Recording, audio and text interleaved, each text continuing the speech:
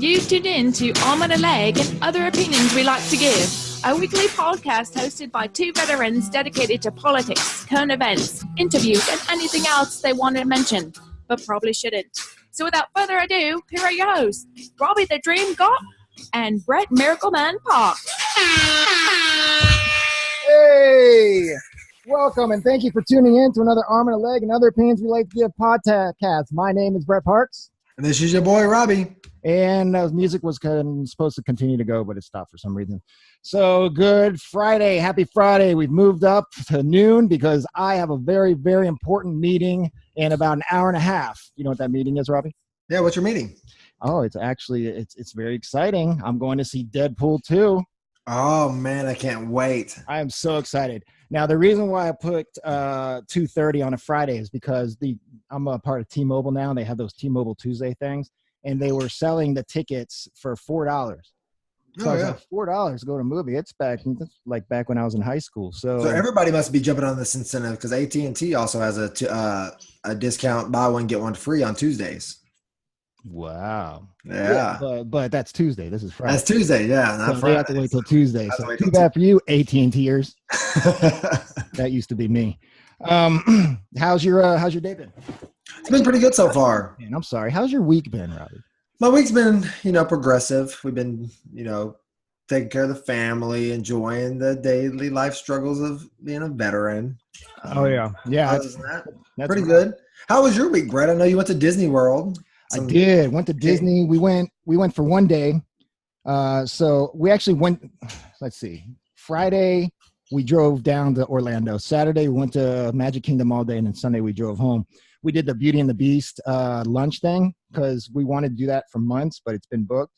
So we finally got it last week. So we took our little girl and all of our kids, but she was so cute. She dressed up in the bell dress and everything, and it was really, really cool. The food was surprisingly good. You walk in there and you have to have a reservation, and you walk in, it's like the ballroom where they danced in the cartoon Beauty and the Beast, not the stupid person movie that was kind of weird, but the actual cartoon. And it was really, really cool. She loved it. She actually met Belle, and she was the only girl I saw that actually did like a curtsy when she met her. I was like, what is the matter with you? But it was so funny. It's so cool to see. But yeah, it was a lot of fun.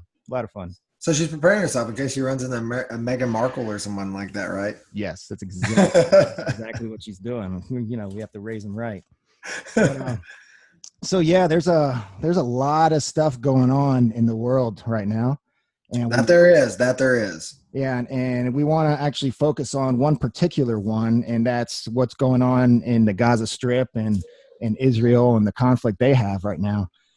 So we just want to, in a second, we're going to just talk about real quick history of Palestine and Israel and what's going on. And as many of you may or may not have heard, there's been 53 people have been shot by the Israelis due to protests that are going on in the Gaza Strip over there on the border of Israel. So we're going to talk about that. Sounds good. Sounds like it's going to be a pretty interesting subject, especially since the news doesn't cover too much about that. That type of topic nowadays. It's one of them things that everything we focus on now is, shootings or something bad that's happening in America. So yeah, it's frustrating to watch the news, the media that's not necessarily the radio, but more like the TV, the broadcast news and everything. I feel like it's definitely one-sided, and it's definitely supporting Palestine and kind of making Israel look like the aggressors in this, and that's not only wrong, it's irresponsible and criminal, really, because it's not what's going on.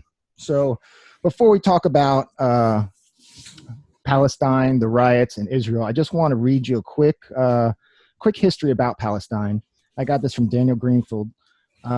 He's a Shillman journalism fellow from the Freedom Center, and he's an investigative journalist. And he focuses on the radical left and Islamic terrorism. So I just want to read this real quick, and we'll talk about it in a second.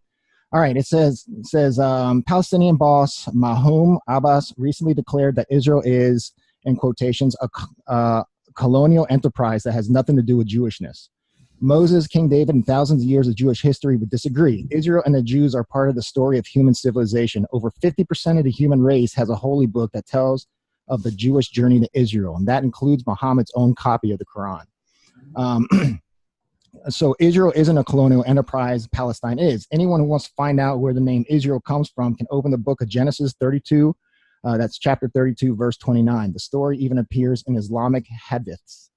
But where does Palestine really come from? Well, Palestine is a Hebrew or Arabic word. The Greeks use it to describe the area. And when the Romans and their Arab mercenaries repressed the indigenous Jewish population, they renamed it all Palestine. Palestine after the Philistines. But why did the Greeks and the Romans name this area for the Philistines after the Philistines? The Palestinians were on, the Palestinians were one of the Greek origin sea peoples who had originally invaded and colonized the area. The Jewish resistance to to Philistine colonialism is chronicled in the history of Samson, King Saul, and King David. It was natural for the Greek and Roman colonies that the Jews of the Second Temple era clashed with the use Palestine, the name associated with earlier colonies to refer to their new colonies. The latest phrase of Greek colonialism led to an extended conflict between Persian Empire and Greco-Roman civilization. The Romans made extended use of Arab mercenaries and the rulers to secure their dominions. One such ruler was Herod, the son of an, I don't know how to pronounce this, Idumean father and Nabatean Arab mother, who repressed the Jews. It goes on to say that the fall of the Roman Empire and the Persian empires made way for the Islamic conquest of the region, but the Islamic bandit hordes had no original ideas. Their religion was a hodgepodge of Judaism, Christianity, assorted pagan beliefs, and Muhammad's violent fantasies. The rest of their culture they took wholesale from the Greeks. This game of historical idiocracy ended with a collection of Arab colonists who call themselves Palestinians and claim to be descended from somebody. They claim to be descendants from somebody. They don't really know right now. Oh, so that's just a really, really quick history of where the term Palestine came from. There's a lot more here. I'm actually going to post this article on Arm and a Leg Facebook page, Arm and a Leg podcast, and it just talks about how the Jews, God promised hundreds and hundreds of years before the Palestinians came around, God gave the land of Israel to the Jewish people. And now, because of really great media propaganda, people are believing that the Palestinians have been there all along, and the Jews are the ones that actually came in and took the land from Palestine. But that's not the case at all. Palestine actually came, and they have been fighting for that land, trying to colonize Israel. And you can see, like, a lot of maps, they show like the West Bank and Gaza, that the Palestinians have, taken certain areas of that, especially the West Bank. They own 3/4 of that, or have took over 3/4 of that. I can't say they own. And they, from Bethlehem to Jerusalem falls outside of that area, but it's right there. So if they really wanted to, they probably could push into that area without the Israeli blocking that or holding that off. Then that would be taken over as well, right? Right. Yeah. And it just it's really frustrating to see. I think what the media tries to do here is Israel is the only democracy in the Middle East, and they have very close ties. Israel has very close ties to the West and to America, and the surrounding nations, the Muslim nations, they've always had hatred for the Jews, and that's biblical. And it's biblical that Jews have always will be surrounded by their enemies. But the fact that America is friends with Israel and Israel's friends with America, that makes them even more of a target. And that's one of the reasons why many Arab/Muslim nations hate America so much, is because of our support for the Jewish people. So, quick question, as I'm not sure. I mean, you might even know. As far as the wall and fence, was that instilled through the Israeli people, or was that instilled through the Palestinians? Uh, Who put that? the Israelis, the Jewish people, put the fence up. Okay. And if you go inside the fence, here's something that should tell you a lot. Within the walls of Israel, Jerusalem, uh, there are homosexuals, there are Christians, there's Jews, there's Muslims, and they all live pretty much in harmony. If you go into the Palestinian area, the Gaza Strip, there is not one Jew, no openly gay people, and no openly followers of Jesus Christ. So basically, the things that are accepted today are banned from that area. Well, yeah. The thing is that if a Jew would go to the Gaza Strip and try to live there, they'd be hung. They'd be hung on the walls of Jerusalem, of Israel. But Israel's not the same way. Israel's an accepting culture as long as they can stay. They can stick. As long as the citizens, the people that live within the walls, can live in peace, and they're going to be peaceful people. It's the Palestinians that are the ones that are aggressing and everything. So what's going on is, since 1992, I believe it is, America has recognized Jerusalem as the capital of Israel. Bill Clinton recognized it. George W. Bush recognized it. Barack Obama recognized it. And now Donald Trump recognized it. The only difference between then, 92, all the way up until now with President Trump, is that the others were saying how other presidents were saying how they were going to move the capital. We were going to move our embassy to Jerusalem, which would be which is the capital of Israel. Well, none of them did it but Trump. Trump said, all right, well, we recognize it, so we're going to move our embassy to the capital of Jerusalem, the capital of Israel, because that's where embassies are. Embassies usually 9 times out of 10, they're in the capital of the countries. And if Palestine named Gaza the capital of Palestine, guess what? We would move our embassy there to Gaza. It's just what happens. Well, Palestinians, they don't recognize Jewish Israel as a state, or Jewish people as human beings, basically. So they're having a hard time with this. So what they're doing now is they are staging these protests, and I'm doing in quotation marks because this is a kind of protest that they're calling peaceful. Well, I'm sorry, they aren't calling it peaceful. The media, the American media, are calling it peaceful. And what they're doing is they are getting women and children and babies, and they're having them protest by the fence. And once they get close enough to the fence, the terrorists, the Hamas group, is behind all these women and children and everything. And then they make a run towards the fence to try to cut open the fence. And they have guns hidden, they have knives hidden. And what they're trying to do is they're trying to get into Jerusalem, into Israel, so they can kill as many Jews as possible. Now, this is a terror organization. Hamas and other terrorist group are there, and they're definitely a terrorist organization. And that's what terrorists do. So basically, you're saying the Palestinians are what was the name of the terror group? Did you say Hamas? The Hamas are using the women and children, just like we've seen in Iraq a lot of times, as shields. Right. Yeah. And so innocent bystanders are being injured or killed, while the terror group is trying to kill more people as well. This is the same group that put their headquarters in hospitals and put their weapon stash underneath schoolhouses, because they know that America or Israel, somebody, they're going to bomb those areas because guess what? You have to kill people in the headquarters, and you have to seize these weapons or destroy these weapons. And then the second we drop a bomb on the schoolhouse, because that's where the weapons are, all of a sudden we're the bad people because we killed a bunch of school children. Even if there wasn't school children in there, it's all propaganda, and the media is playing right into it.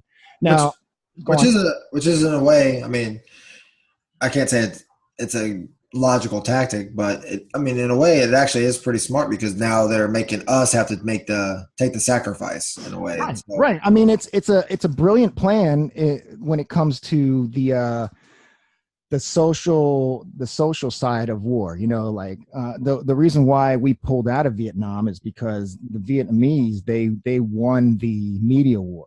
they got all these pictures taken of these children that are naked and crying and all this stuff. And finally, the American people were like, no, we want out of this. We don't want anything to do with Vietnam. We shouldn't be in Vietnam.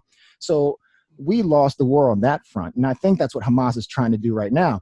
Now, I have an article here from Ben Shapiro, and it's from the Daily Wire. And it says, go ahead. And it says, on Wednesday, senior Hamas official Salah al-Badawi admitted in an interview with Balina Alamaya that 50 of the dead in Gaza riots were members of the Hamas.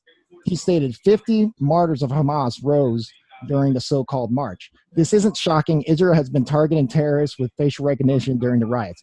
So what that says is that there were 53 that were shot and killed during these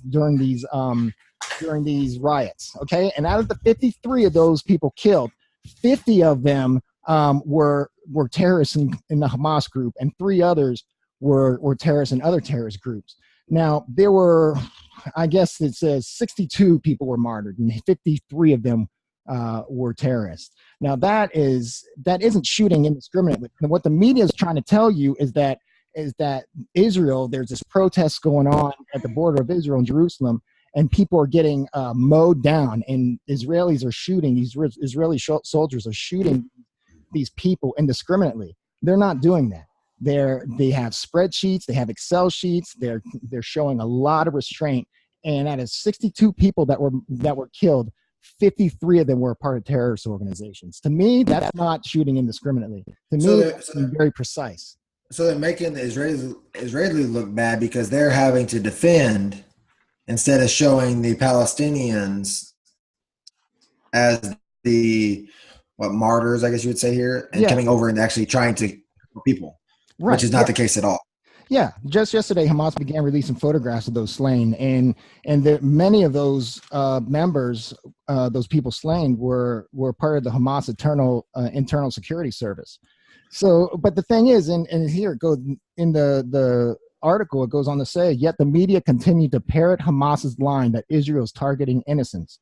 This is media malfeasance at its finest, and it gets more Palestinians killed because Hamas seeks to put innocent people in harm's way for the cameras. They've been rushing children to the border in an attempt to achieve photographs of supposed Israeli brutality on the front pages of newspapers, and the media is more than happy to oblige. The media isn't reporting the truth. All they're doing is being one-sided. The media has been criminal, false. So you're saying the media isn't giving adequate information that is probably needed. Instead, they're giving their own biasness. I know, crazy, right? Like, that's crazy. I can't believe they would do such thing. That would never happen in the world today, right? But here's the problem, and the thing is that people really know. People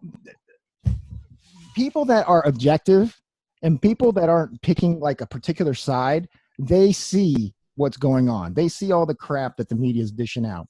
Like, why would you support an organization like Hamas, the Palestinians, Hamas in particular, that aren't even recognizing a people's right to exist? Like, they are a terror group, and they straight out said, in not so many words, that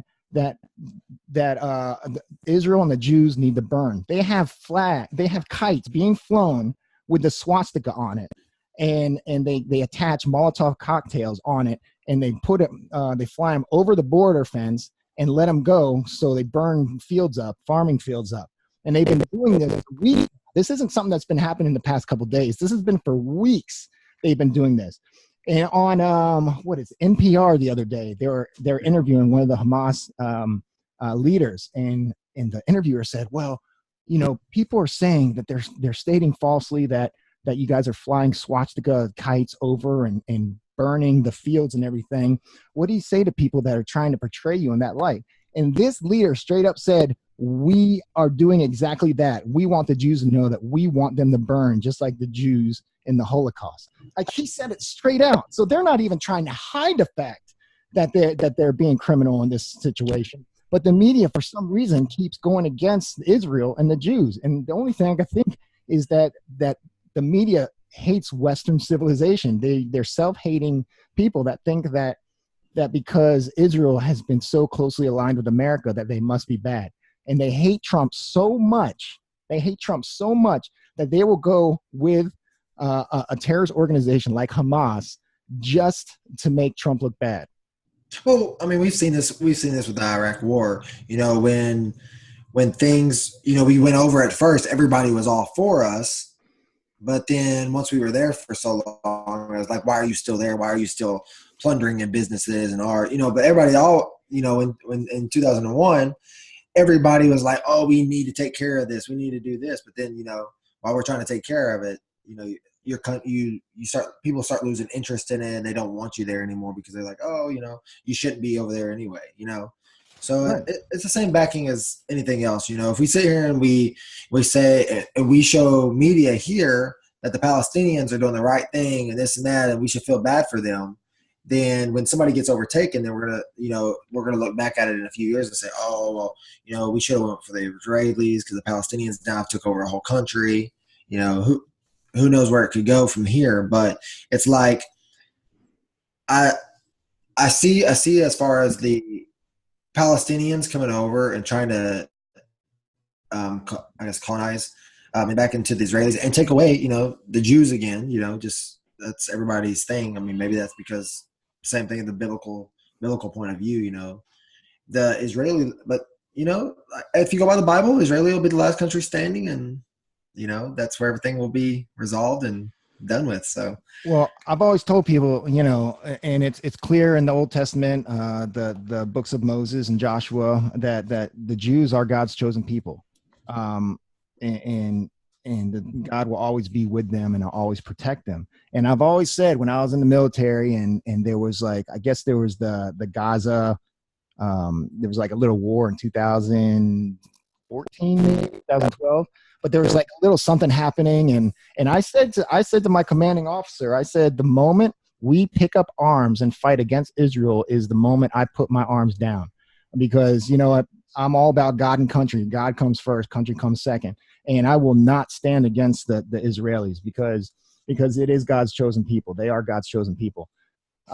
There's another article here that asks why the media is deliberately avoiding honest reporting. And it says here the answer has to do with two paternalistic views of the members of the Western media hold about the Palestinians. First, members of the Western media believe in George W. Bush-like fashion that every human heart yearns to beat free.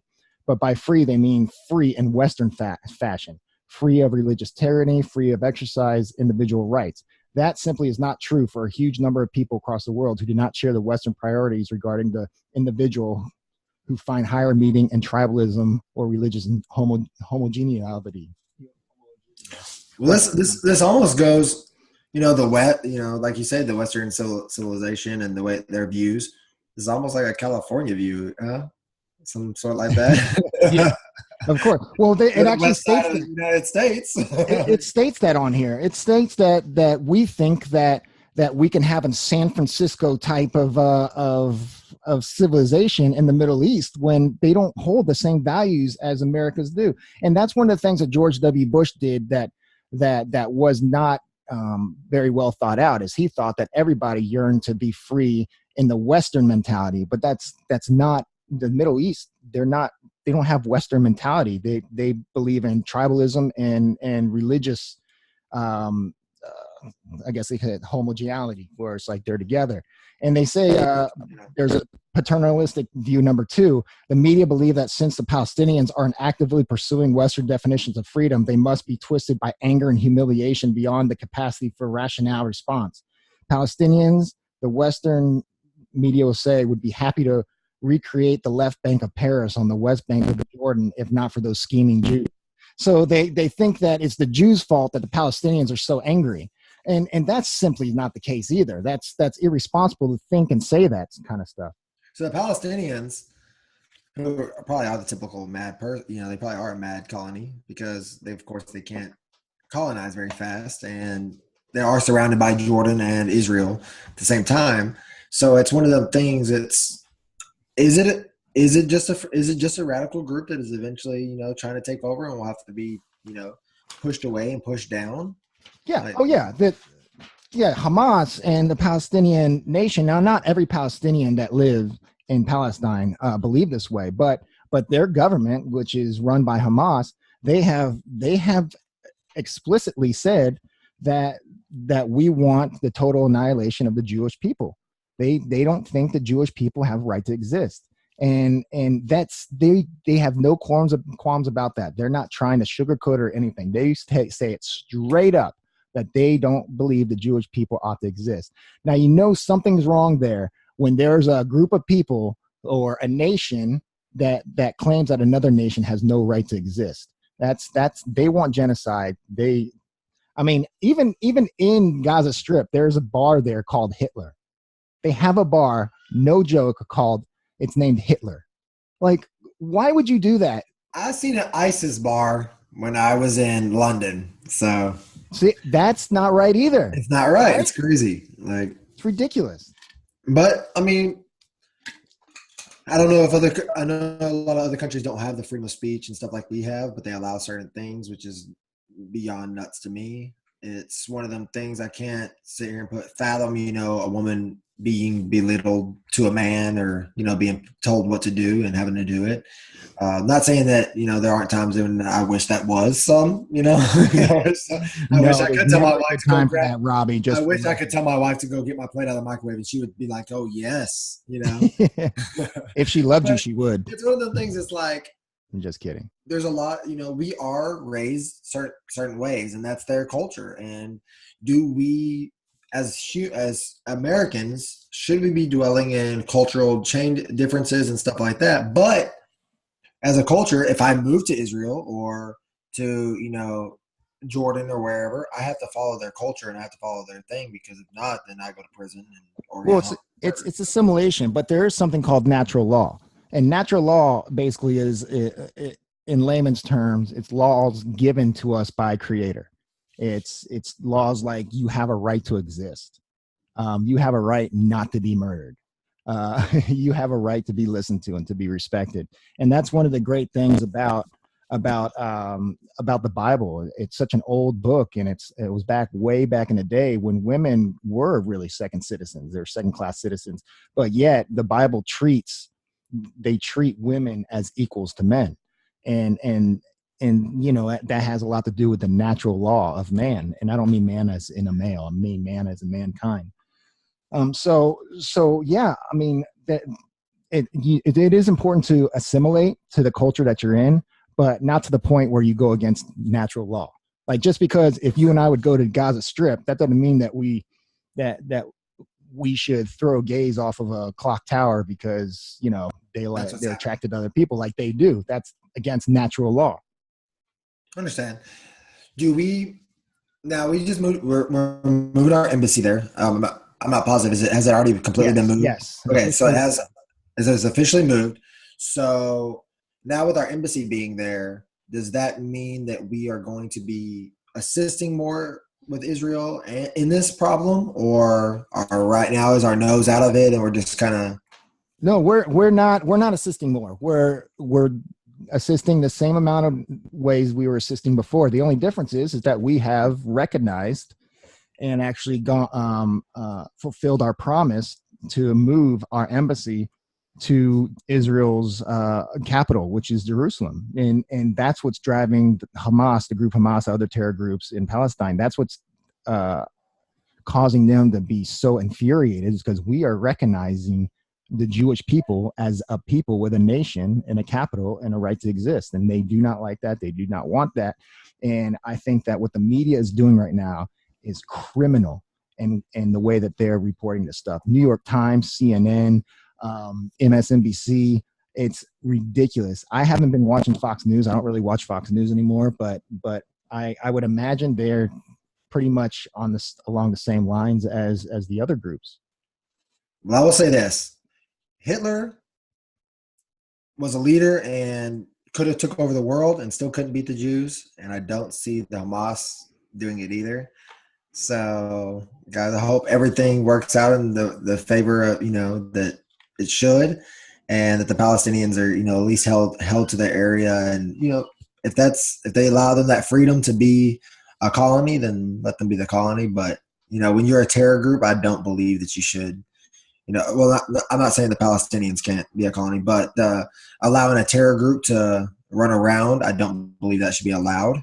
So if there's, if we have to and we go in there and help and take that out, then let's be a part of that. Yeah, Israel and the Jewish people have shown great restraint. And I heard it, I'm probably going to get the saying wrong, but I heard it before. It said that if Israel ran the Middle East, if the Jewish people ran the Middle East, everything would be, the Muslims would still be able to live in harmony. But if the Muslims ruled the Middle East, the Jewish people would be wiped off the earth. And I hate to make this about religion, but let's face it, that's what it is. In Palestine and other surrounding areas of governments that are Muslim based, that is their government, is the Quran and what it says in there and the 5 pillars. And it's sad because the Jewish people have really done so much to try to make peace in the Middle East. I mean, they've given so much of their territory away to the Palestinians, which they didn't have to do, but they did it for peace. And the Palestinians and Hamas, they knew all along that they weren't going to honor any kind of code, any kind of treaty, or any kind of peace. And just so everybody knows, this isn't all Palestinians. This isn't, right. This that have hate and stuff like that in their heart. This is a terror group, just like ISIS, just like the Al Qaeda. All those things, terror groups come, they go, and it's one of them things that I don't want people to think all Palestinians are this way. There's probably very nice Palestinians out there, very nice Israelis, very nice Jews, but there's always bad people where there's great Palestinians, and there's also some bad Jewish people, and there's bad Christians. They're bad. I mean, and we're not talking about, you're right, Robbie, we're not talking about all the Palestinians. I'm just talking about the nation as a whole, as their government, because their government is run by the terror group Hamas. So that's what I'm talking about. Good. That's a great point. And we've seen this before. This, terror group, Saddam Hussein, basically was a terror organization was with the terror organization that was, destroying things. And just like Osama bin Laden, the same thing, you're a terror organization leader and your group follows what you say. And if you're running the government, then you're running a terror group. That's right. So it can destroy you and your country really easy. Mm-hmm. So Brett, on to strange news. Strange news. Okay, I have something for you guys today. I don't know if it's as much strange as it is ridiculous. So I don't know if you guys have heard the news that's happened in Dadeland down in Miami, Florida. Turns out that there was an African-American man who went to dine at the Cheesecake Factory with his family, and he was wearing a MAGA hat, Make American Great Again hat. And there were 2 staff members that came out and started harassing him and belittling him because of the hat he was wearing. And he was just so offended. He was so he felt really attacked.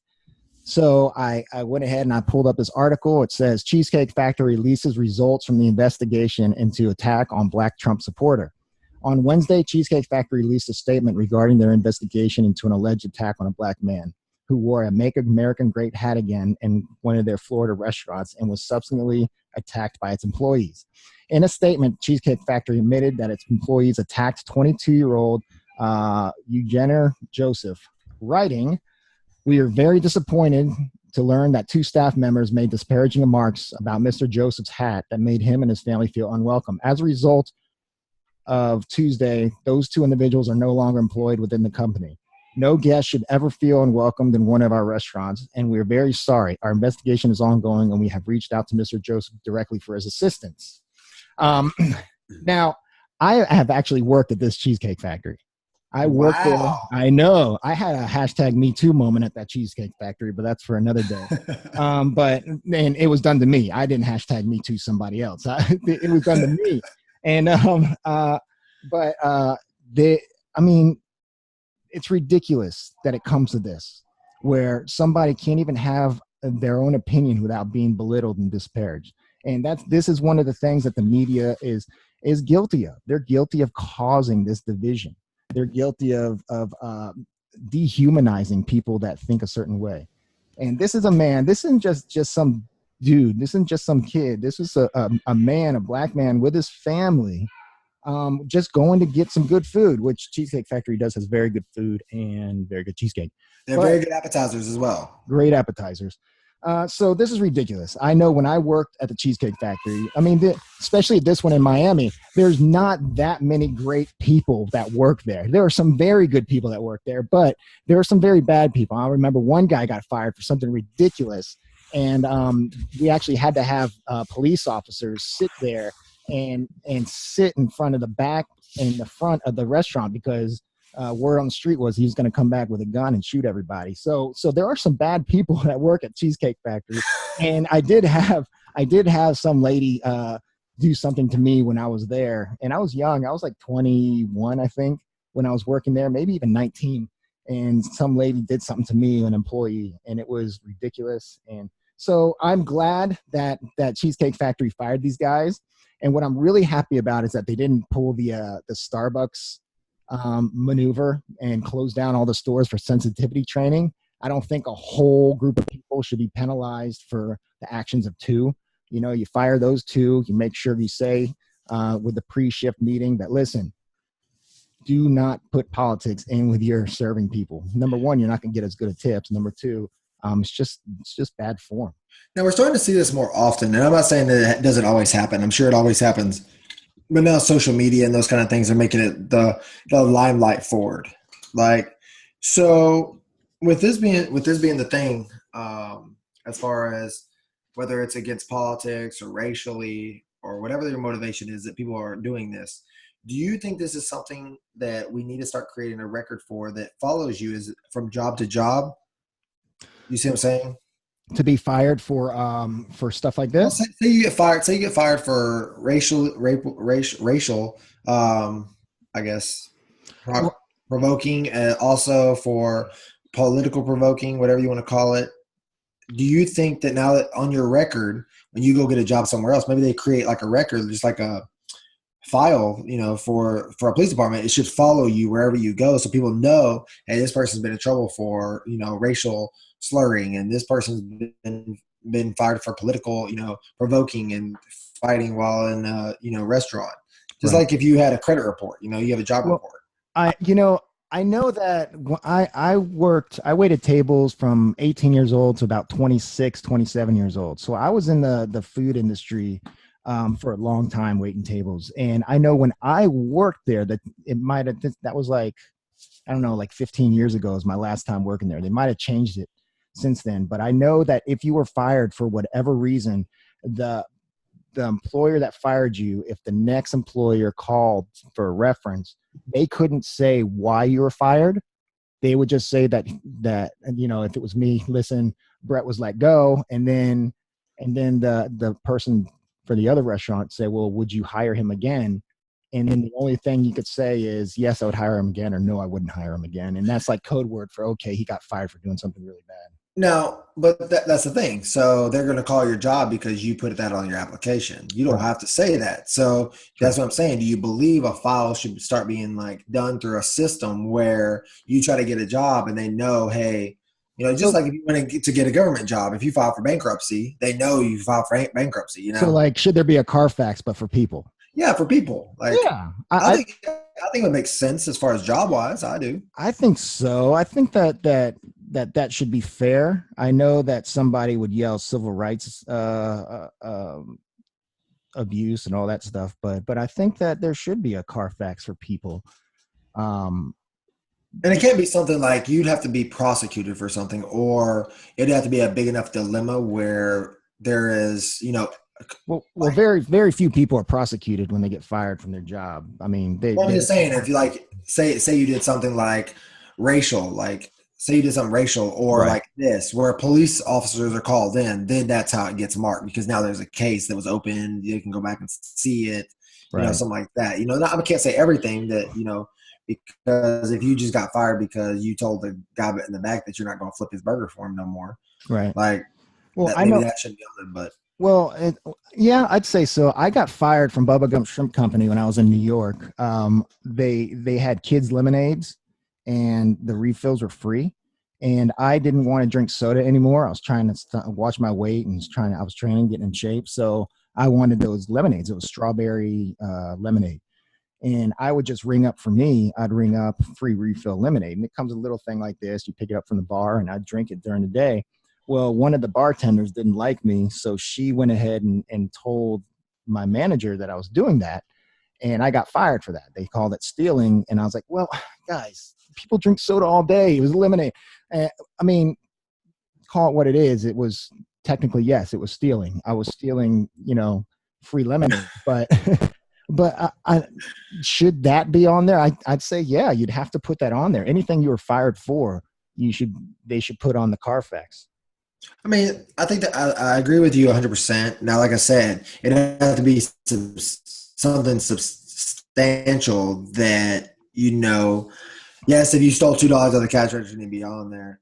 Drinks, I mean, is it, like you said, it is technically stealing, but now you have to explain either write a sheet of paper explaining how this was done and, how they perceived it and why it was perceived that way, versus, and then you can also go back and dispute it if you choose to through, like a dispute company, and you can say, here's what actually happened. I have evidence too. Here's my evidence, and you can get it taken off if you need to. But, it's one of the things. You have so many employers now that are doing, this kind of stuff, and people stand up for what they believe. Right. Yeah. No. Getting this kind of stuff to happen. Yeah, I can see that. But I'm glad Cheesecake Factory did what they did and fired those guys. It's ridiculous. Nobody should feel harassed due to their political beliefs or anything, religious beliefs, political beliefs, social beliefs. Just live in harmony, man. Let's do it. Yeah, be peaceful. It's not hard. That's right. Well, hey guys, thank you so much for tuning in to Arm and a Leg and Other Opinions We Like to Give podcast. Make sure you go on SoundCloud and also YouTube. Go on YouTube and subscribe to our YouTube page and click the little notification button. So when we do post a video, and so you get to see our beautiful faces, you get to see us and see what we look like and the faces we make at each other when we do all this stuff. Also, like our Facebook page and leave 1 or 2 comments if you can about the show, whether it's today or last week's or any of them. Just go ahead and leave some comments on there. We'll go ahead and read those. And anything to make our page, make our podcast better is a help and benefit to us and you. Yeah, for sure. And also SoundCloud, guys, look at Arm and a Leg and Other Opinions You'd Like to Give on SoundCloud. Subscribe to that, and you can download it and listen to it whenever you want. And yeah, I guess that's it. What do you think, buddy? Things are great. It's great. Can't wait. Well, listen, I'm Brett Miracle Man Parks. And this is your boy, Robbie Gaupp. And we are out of here.